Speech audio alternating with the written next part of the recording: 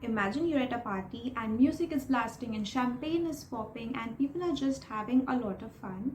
Yet, at a different table, even if your name is mentioned in their conversation just in a passing, it swiftly grabs your attention.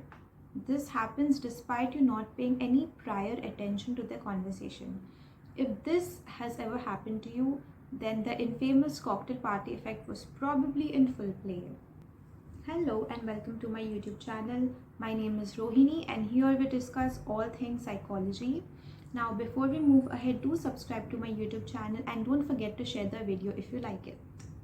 In psychology, there's this concept of selective attention and more specifically selective hearing, wherein we are able to pay attention to a particular conversation while filtering out all the other unimportant noises or sounds.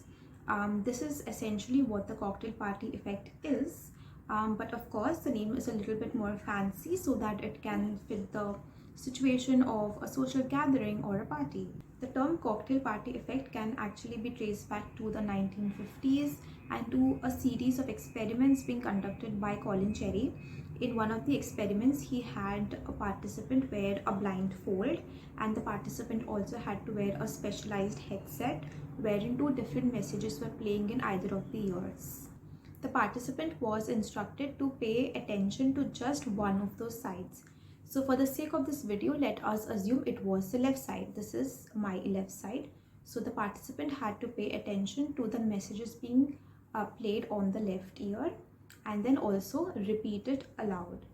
So very interesting finding here which Mr. Colin had was that even though the participant had to pay attention to the messages on the left side, every time the participant's name was mentioned on the right side where they were not supposed to pay attention to, the participants were able to detect that very quickly. And thus we got the cocktail party effect. A huge role is played by personalization in this concept. So the messages need to be really personalized. So let's take the same example of a party, which we took earlier in this video.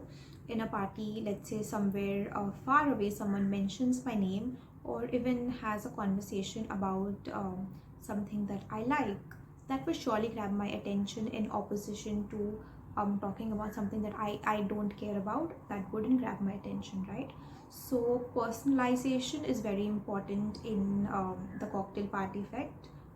But do you think big brands are actually using this against us?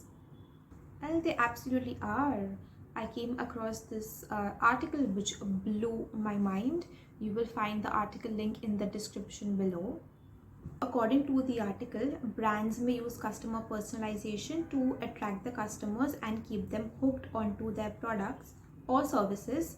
Now, not just this, in fact, a 2019 personalization development study also found that 93% companies which had an advanced personalization strategy actually saw revenue growth. Now, personalizing their products and services also led to more loyal customers.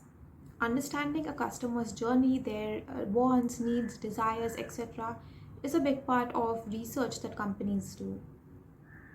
Now think about Starbucks. Don't they write the names on their cups? What this does is it creates a sense of ownership. Like if my name is written on a cup, I would feel this cup of coffee is mine. So it creates a relationship with the brand, which is a great long-term strategy for them.